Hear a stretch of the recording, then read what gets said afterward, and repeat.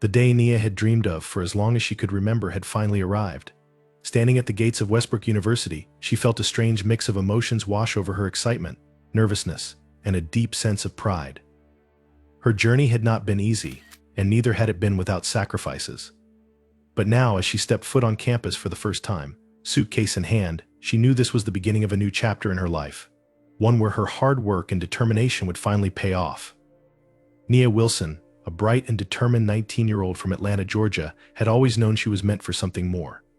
Growing up in a predominantly black neighborhood, she was raised by her single mother, Deborah, who worked 2 jobs to support Nia and her younger brother, Jason. Education was the golden key in their household, the pathway to a better future. Deborah had drilled that message into Nia from a young age, reminding her that while life wasn't always fair, knowledge and perseverance could open doors no one could close. From an early age, Nia had been different from the other kids. While her friends were interested in fashion and socializing, she was fascinated by books, particularly anything related to science and engineering. Her room was a cluttered space filled with textbooks, notebooks, and the occasional DI robot or coding project. By high school, it was clear that Nia was a prodigy. Her natural intellect, combined with an insatiable curiosity, set her apart from her peers.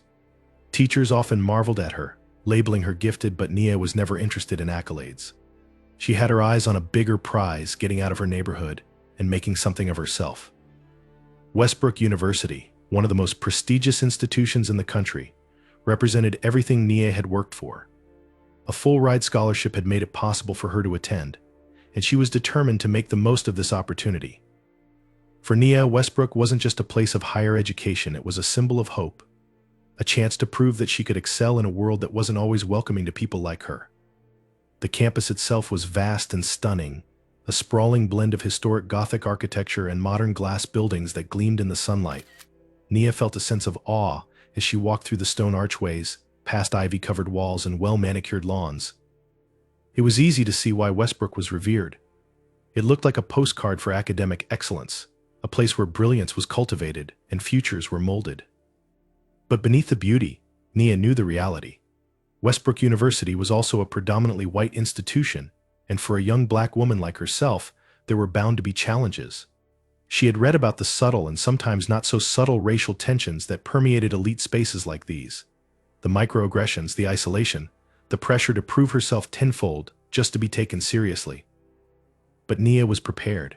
She had faced obstacles all her life, and this was just one more hurdle to overcome. Her mother had raised her to be resilient, and resilience was something Nia had in abundance. On the first day of classes, Nia found herself in awe once again, this time, not by the campus, but by the academic rigor. Her schedule was packed with advanced courses in physics, computer science, and engineering. These subjects were her passion, and she had spent the summer preparing herself mentally and academically. Still, as the professors rattled off course requirements, assignments, and expectations, she felt a momentary flicker of doubt. Was she really ready for this? In her introductory physics class, she met Professor Andrew Bell for the first time. He stood at the front of the lecture hall, a tall, imposing figure with neatly combed brown hair and an air of authority that seemed to command attention without effort. He was in his late 30s, perhaps early 40s, with a reputation as one of the university's brightest minds.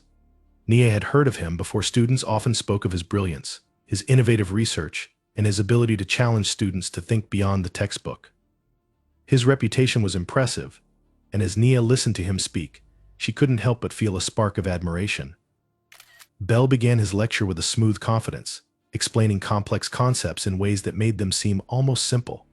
He wasn't like some of the other professors who spoke in monotones, droning on with no regard for whether the students were following. Instead, Bell was engaging, charismatic even. He asked questions, encouraged debate, and often paused to make sure everyone was keeping up. For a moment, Nia felt like she had found a mentor, someone who could truly push her to her limits and help her reach new heights. But there was something else about him too, something she couldn't quite put her finger on. Maybe it was the way his eyes lingered on her when he spoke, or the way his voice softened when he addressed her directly in class. At first, Nia thought it was just her imagination.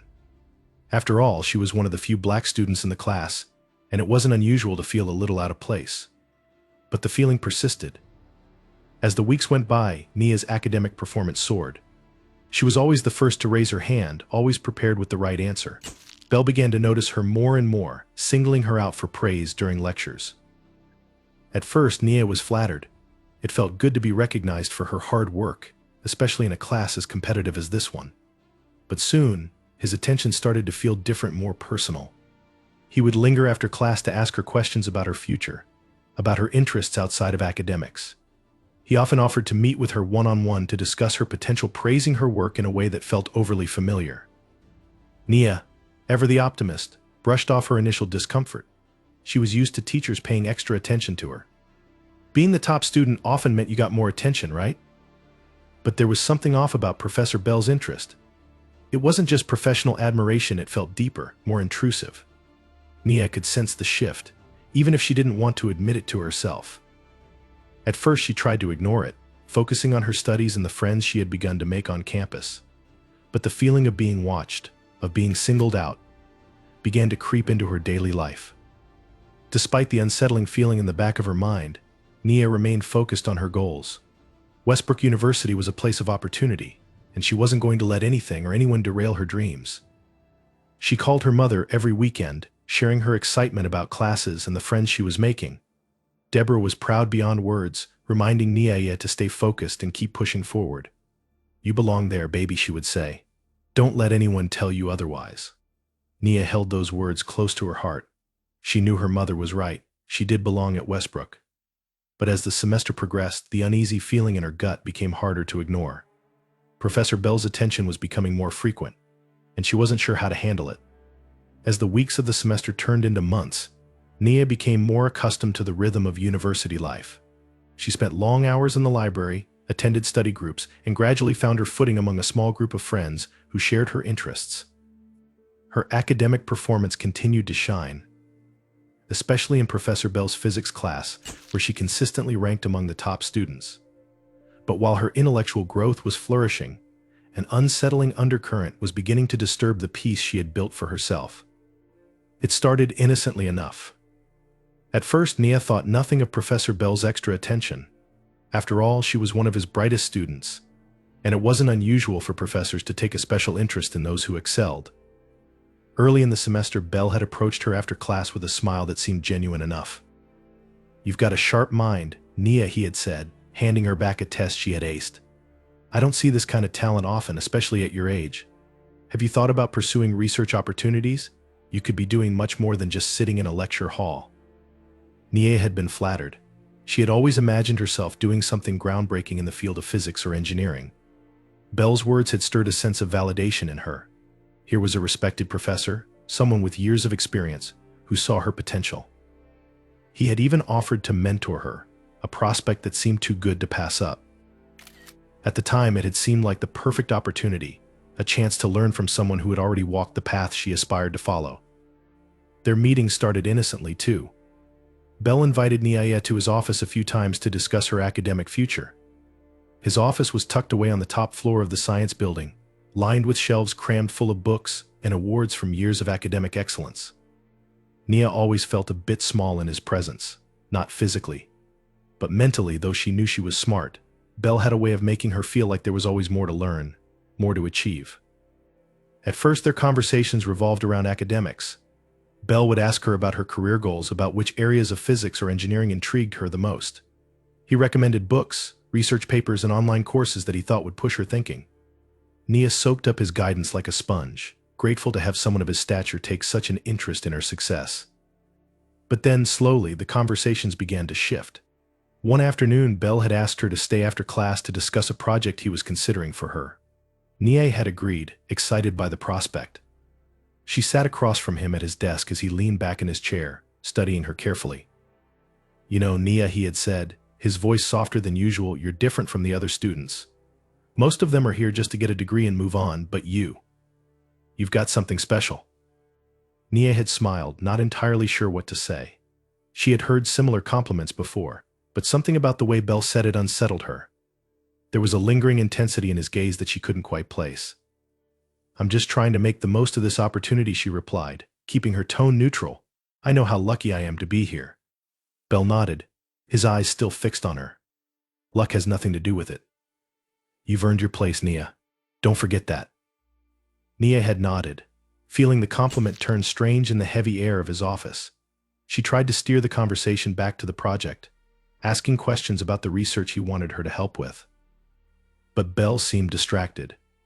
As she spoke, his eyes drifted to her face, her hair, her hands, in a way that felt too personal.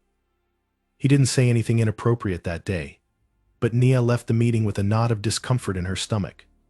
She told herself she was overthinking it, that Belle was just an eccentric academic who didn't always pick up on social cues, but the feeling lingered. Over the next few weeks, Belle's behavior grew stranger. He began to call on Nia in class more frequently than before, asking her to explain complex concepts in front of her peers. It wasn't unusual for professors to engage with their top students, but the way he framed his questions seemed designed to make her the center of attention. One day, during a particularly difficult lecture on quantum mechanics, Belle posed a question to the class, one that no one else could answer. After a few moments of silence, he turned to Nia with an expectant smile. "Nia, I'm sure you know this. You've been following along perfectly, haven't you?" Nia had nodded, feeling the eyes of her classmates on her. She answered the question flawlessly, but the praise Belle heaped on her afterward felt excessive. "Exactly right." As always, he had said, smiling at her with something that resembled pride. "I don't know what we'd do without you to lead the way." His words hung in the air long after class had ended. Nia could sense the shift in her classmates' attitudes. Some of them shot her curious glances as they packed up their bags.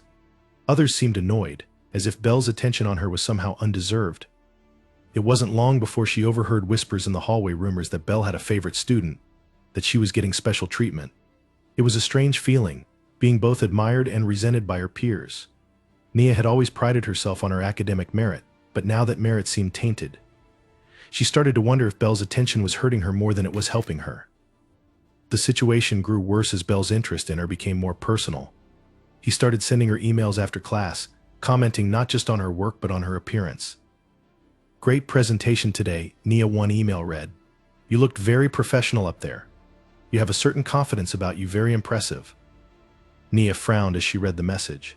It wasn't uncommon for professors to compliment students on their academic performance, but there was something about the way Belle mentioned her appearance that didn't sit right with her. She tried to brush it off, telling herself that he was just being kind, but as the messages continued, the tone became harder to ignore. "Your smile lights up the room," he wrote after another class. "I can tell you're going to go far, not just because of your intelligence, but because of the way you carry yourself. Don't lose that." Nia's discomfort grew with each passing message. She began to wonder if she was reading too much into his words, but deep down she knew something was wrong. She had been in situations before where men had shown her unwanted attention on the street, in high school, but this felt different. Belle was her professor, someone she was supposed to respect and trust. He was in a position of power, and that made the situation even more complicated. She tried to distance herself. In class, she stopped volunteering to answer questions and kept her interactions with Belle strictly professional. But Belle didn't seem to notice, or if he did, he didn't care. He continued to single her out during lectures, continued to send her emails that straddled the line between professional and personal. And then, one day, Belle crossed a line that Nia couldn't ignore.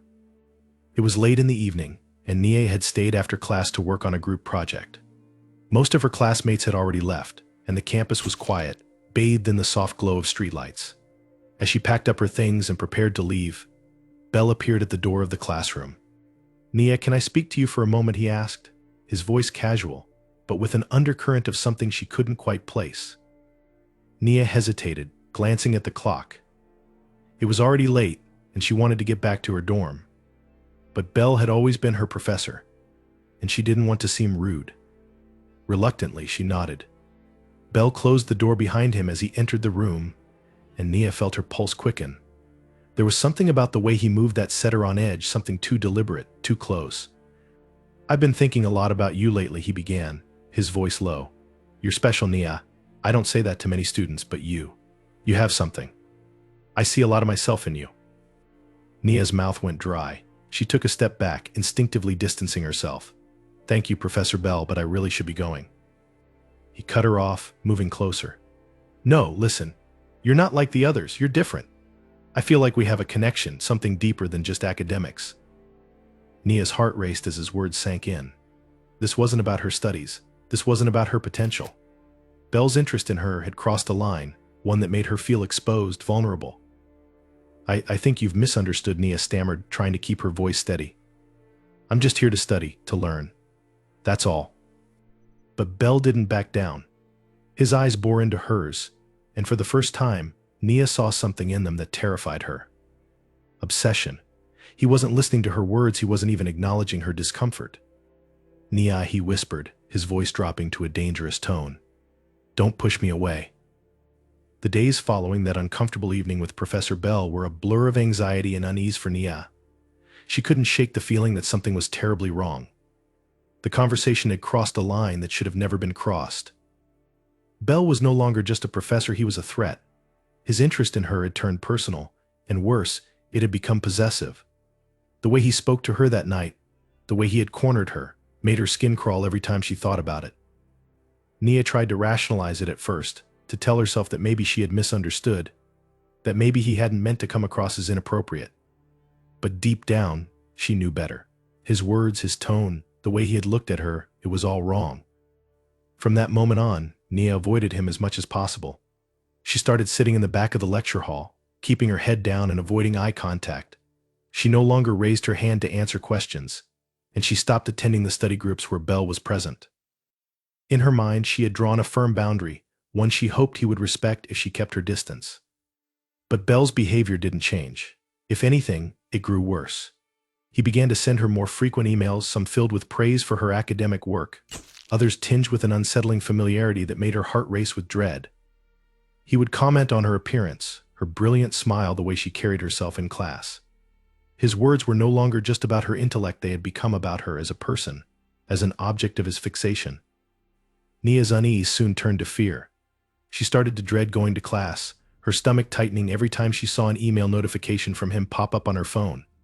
She tried to ignore them, but Bell's persistence made that impossible. His emails grew longer, more personal, and more desperate. In one, he wrote, "I feel like you're pulling away from me, Nia. We have a connection, don't you feel it too?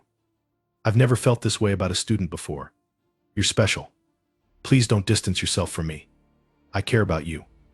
Reading the words sent a cold shiver down her spine. She knew she needed to do something, but she wasn't sure what. Reporting him to the administration crossed her mind, but she hesitated. Bell was a respected professor, a tenured member of the faculty. Who would believe her? A freshman, just starting out, over someone with his reputation and standing in the academic world.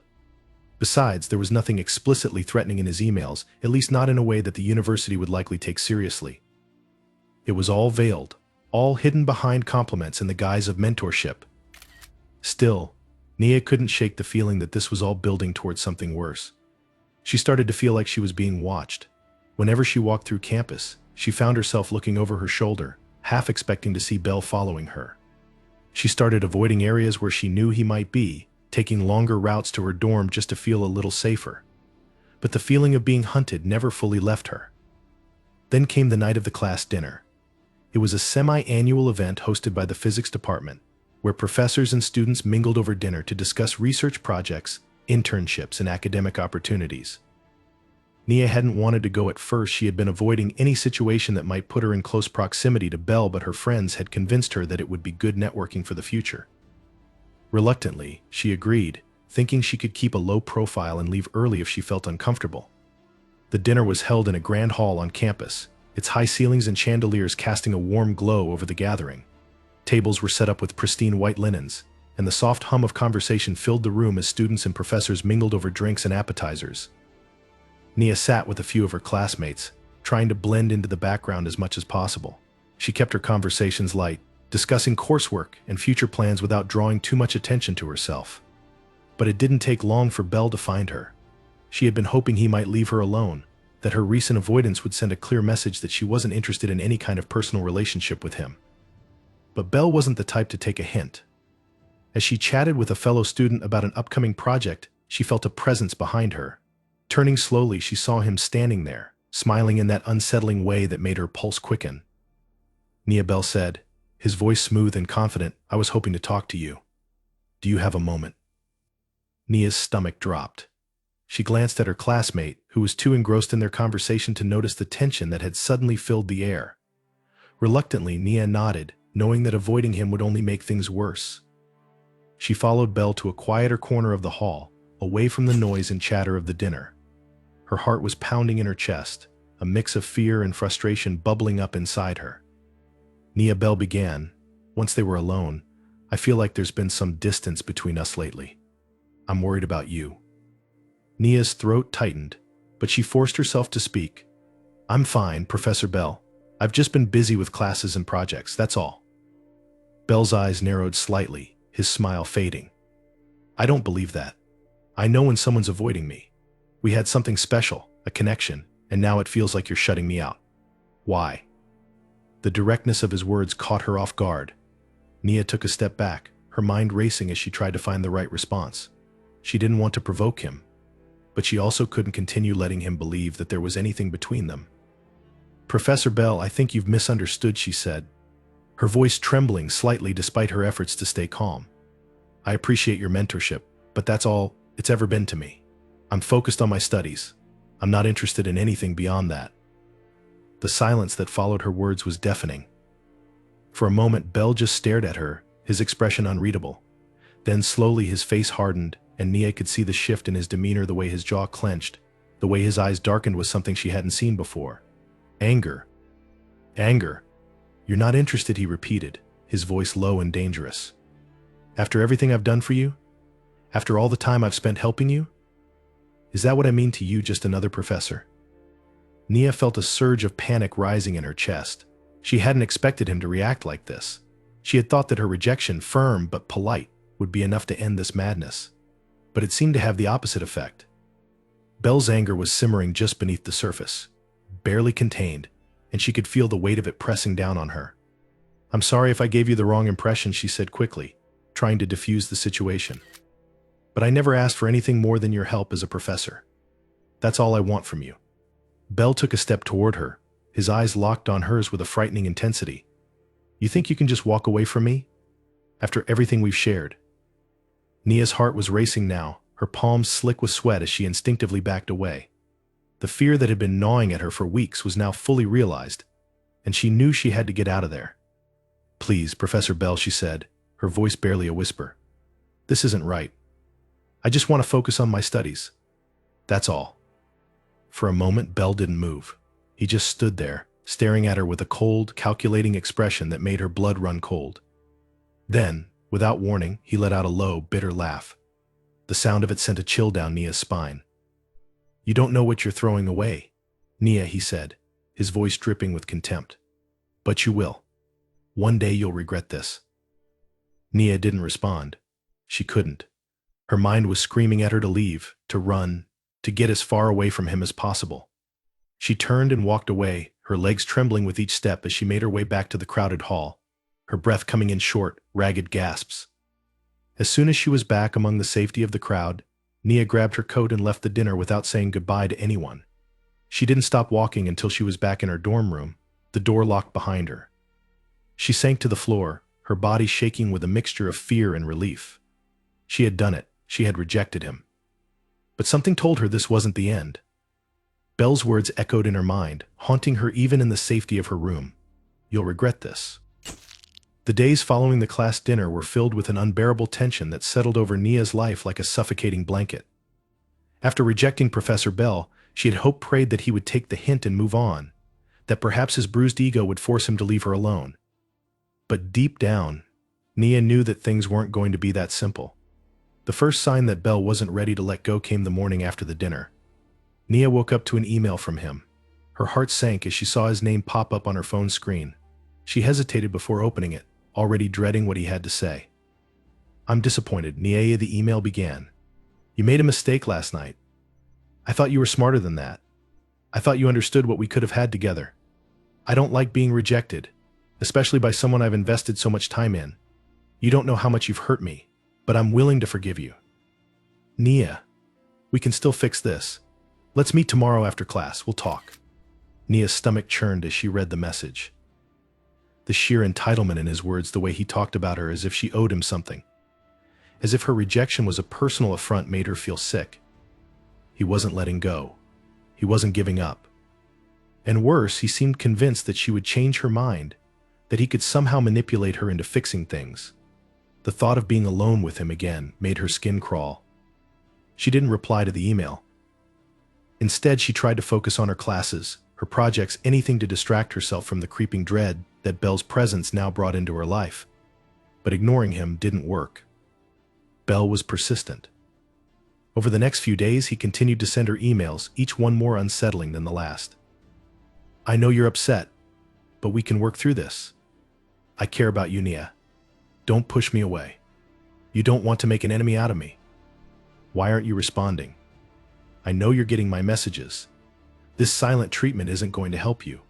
You're acting like a child." Each email chipped away at Nia's sense of security. She felt trapped, like there was no escape from him. No matter how much she tried to distance herself, he found a way to intrude on her life, his presence lurking in the corners of her mind. She began to feel paranoid, constantly checking her phone, fearing the next message, dreading every interaction she couldn't avoid. And it wasn't just emails. Belle started showing up in places where he had no reason to be. At first it was subtle. She would catch glimpses of him around campus, lingering in the hallways near her classes or outside the library. At first, Nia tried to convince herself it was a coincidence after all. Westbrook was a small campus. It wasn't unusual to see the same faces in the same places. But soon it became clear that Belle wasn't just coincidentally running into her. He was following her, watching her. One evening, Nia was walking back to her dorm after studying late in the library. The campus was quiet, the streetlights casting long shadows over the cobblestone pathways. She kept her head down, trying to focus on the music playing through her headphones, when she felt that prickling sensation on the back of her neck, the unmistakable feeling of being watched. She turned around, her heart pounding in her chest. At first she didn't see anyone, the campus seemingly deserted in the late hours. But then, in the distance, she saw him, Professor Bell, standing by a lamppost, his eyes fixed on her. Even from afar, she could feel the intensity of his gaze, the way it made her blood run cold. He didn't say anything. He didn't move. He just stood there, watching her, as if daring her to react. Nia quickened her pace, her hands shaking as she fumbled with her keys when she finally reached her dorm. She slammed the door behind her, her breath coming in short, panicked gasps. She felt violated, like her privacy, her personal space, had been invaded. Bell wasn't just emailing her anymore, he was physically stalking her, and the thought of what he might do next terrified her. Nia knew she couldn't keep living like this. She needed help, needed to tell someone. But who would believe her? Bell was a respected professor with tenure, a man who had been at the university for years. He had built a reputation as a brilliant academic, someone who nurtured young minds. Who would believe that the same man was harassing her, stalking her? But she couldn't stay silent. The fear was eating away at her, and she knew she had to do something before things escalated even further. The next morning, she went to the university's administration office. Her hands were clammy with anxiety as she sat in the waiting room, mentally preparing herself to tell her story. When she was finally called in to speak with a dean, she felt a flicker of hope. Maybe, just maybe, they would take her seriously. But the meeting didn't go as planned. The dean, an older man with graying hair and a perpetually furrowed brow, listened to her in silence, his expression unreadable. Nia explained everything: Bell's inappropriate behavior, his unwanted advances, the emails, the stalking. She tried to make it clear just how afraid she was, how out of control the situation had become. But as she spoke, she could see the doubt in the dean's eyes, the way he shifted uncomfortably in his seat. When she finished, there was a long, heavy pause. Then the dean sighed, leaning back in his chair. "Nia, I understand that this situation must be stressful for you," he said, his voice slow and measured. "But Professor Bell has been with this university for many years. He has an exemplary record, and I'm sure there's been some kind of misunderstanding." Nia's heart sank. "Misunderstanding," she repeated, her voice rising in disbelief. "He's stalking me. He's sending me threatening emails. How is that a misunderstanding?" The dean held up a hand, a gesture meant to calm her, though it only fueled her frustration. "I'm not saying your concerns aren't valid, Nia. But without concrete evidence of wrongdoing, there's not much the university can do. Have you saved the emails?" "Yes," she said, almost breathless with anger. "I have them all." "That's good," he said, though his tone lacked conviction. "We'll look into it. In the meantime, I would suggest avoiding Professor Bell as much as possible." Focus on your studies. If anything else happens, let us know. Nia stared at him in disbelief. That was it? Avoid him? How was she supposed to avoid a professor who was stalking her, watching her every move? How was she supposed to focus on her studies when she didn't even feel safe walking across campus? She left the administration office feeling defeated, her hopes of finding help dashed against the cold, bureaucratic walls of the university. No one was going to help her. She was on her own. After the meeting with the dean, Belle's behavior only escalated. His emails became more erratic, more desperate. The tone shifted from pleading to threatening, and Nia could sense the growing frustration and anger behind his words. I can't believe you went to the administration, one email read. Do you really think they're going to believe you over me? You're making a big mistake, Nia. I'm warning you, stop this now, before it gets worse. The threat was clear, even if the words were carefully chosen. Nia felt trapped, like a caged animal with no way out.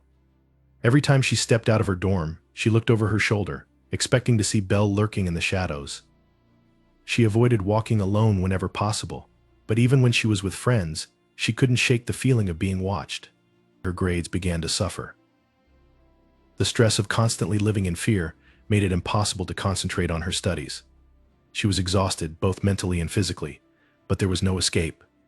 Belle was everywhere.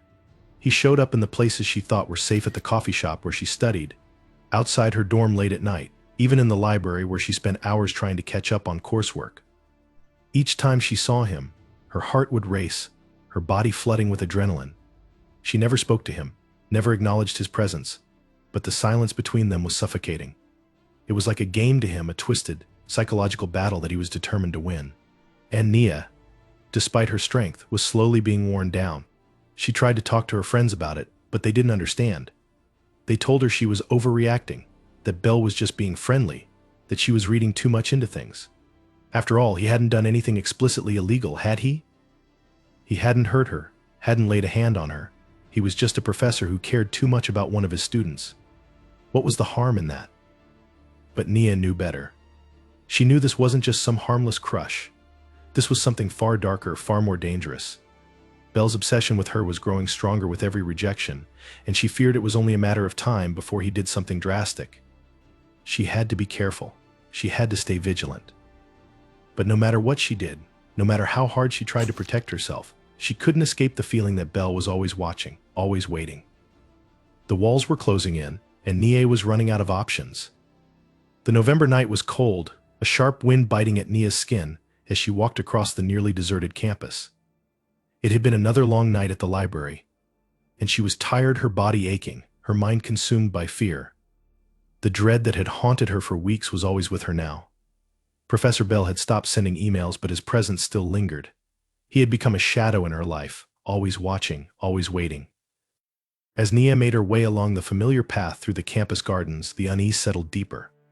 The darkness was thicker tonight, and the usually quiet pathway felt oppressive. She was halfway down the path when the familiar, sickening feeling crept over her. She wasn't alone. She turned, her heart hammering in her chest, and there he was. Professor Bell stood by a tree, his figure barely illuminated by the weak light of a distant lamppost. He stepped forward slowly, his eyes locked on hers. Professor Bell, her voice trembled, her throat dry with fear. Bell didn't respond immediately. He moved closer, his face unreadable in the dim light. Then, finally, his voice broke the silence. You shouldn't have gone to them, Nia. You made everything worse. Her breath caught. She tried to back away, but fear froze her legs. I didn't mean to. You think you can reject me? You think you can just walk away? His voice grew sharp, angry. Nia saw the fury in his eyes, the madness that had been lurking beneath his surface charm. Without warning, she turned and ran. Panic surged through her, her feet pounding against the pavement. She could see the glow of the campus road ahead, but she wasn't fast enough. Bell was right behind her. His hand grabbed her arm, yanking her back with brutal force. She hit the ground hard, gasping as pain shot through her side. Before she could scream, his hand clamped over her mouth. Nia fought, kicking and struggling, but Bell's weight pressed her into the cold ground, his grip unyielding. The world around her became a blur of darkness, her vision swimming as her strength waned. Bell's face hovered above her, his expression a mix of anger and something far more terrifying. Stop fighting, he hissed. In her final moments, Nia felt a sudden, sharp pain in her side, a searing stab that made her gasp. The world began to dim, her body going limp as the cold overtook her. And then, silence. The discovery of Nia's body the next morning sent shockwaves through Westbrook University. Her lifeless form, found in the shadows of the campus gardens, was a brutal reminder of the danger she had faced alone. The news spread quickly. Police cars swarmed the area, yellow caution tape cordoning off the scene, and the quiet hum of campus life was shattered by the reality of a violent death. The university was quick to release a statement, expressing sorrow for the tragic loss of a promising student, but the words felt hollow to those who knew what Nia had been going through. Her friends were devastated, and whispers began to circulate about the true nature of her relationship with Professor Bell. Some students recalled the way he had singled her out in class, the uncomfortable attention he gave her. But for many, the idea that a respected professor could have been involved in something so horrific seemed unbelievable. At first, Bell maintained his composure. He attended classes as usual, his demeanor calm and collected, as though nothing had changed. But when questioned by the police, cracks in his facade began to show. Bell's alibi was shaky. He claimed he had been working late in his office on the night of Nia's murder, but there were no witnesses to confirm his story. And when investigators combed through Nia's emails, they found a string of increasingly erratic messages from Bell, filled with obsession and veiled threats. Soon, the walls began to close in on him. Under pressure, Bell's story started to unravel. Students came forward with their suspicions, sharing what they had witnessed: Bell's stalking behavior, the uncomfortable encounters Nia had spoken of. Her friends, desperate for justice, revealed how she had gone to the administration for help, only to be ignored. As the investigation deepened, the weight of evidence against Bell became undeniable. His presence on campus the night of the murder, the threatening emails, the pattern of harassment, it all painted a chilling picture of a man whose obsession had turned deadly. Finally, after weeks of mounting tension, Bell was arrested and charged with Nia's murder. The arrest was a media spectacle, with reporters swarming the campus, turning Nia's story into a national conversation about power, race, and the failures of institutions to protect vulnerable students. But the consequences didn't end with Bell's arrest. Westbrook University found itself at the center of a firestorm. Students and faculty began to speak out, demanding accountability for the administration's failure to act on Nia's complaints. Protests erupted across campus, with signs bearing Nia's name and slogans like "Justice for Nia" and "Protect Black Women." The administration's failure to protect Nia was now in the spotlight, and under immense public pressure, the university was forced to launch an internal investigation into how they had mishandled her case. In the weeks that followed, the dean who had dismissed Nia's concerns resigned under a cloud of shame. Policies were rewritten, promising stricter protocols for handling harassment complaints, but for many students it was too little, too late. Nia was gone, and nothing could bring her back. In the end, Professor Bell was found guilty of Nia's murder. He was sentenced to life in prison, his career and reputation in ruins. But for those who knew Nia, the victory felt hollow. Justice had come too late. Her life, full of promise and potential, had been cut short by a system that had failed her at every turn.